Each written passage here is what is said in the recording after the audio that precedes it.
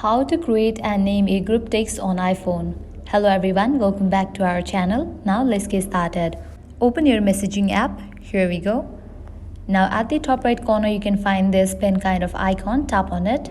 With that you will see this search box over here. Now you have to tap on this plus icon. Now over here you're gonna find all of your contact list. Now you have to select the people that you want to add in your group. Again tap on this plus icon. With that your contact list will appear. And from here you can just select the person that you want to add in your group. After you have selected the persons to add in your group, you can just type in the message over here and then tap on this arrow icon. With that you have just created the group. Now how to give name to this group? All you have to do is tap on this very top middle. Tap on this option, change name and photo.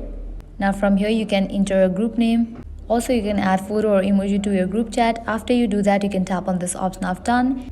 And with that you can see that I have just created the group. So this is how you can create and name a group text on iPhone. This was really simple and quick process. I hope now you guys are clear about it. At the end, if you guys find this video helpful, make sure to like, share and subscribe to our channel. Thank you.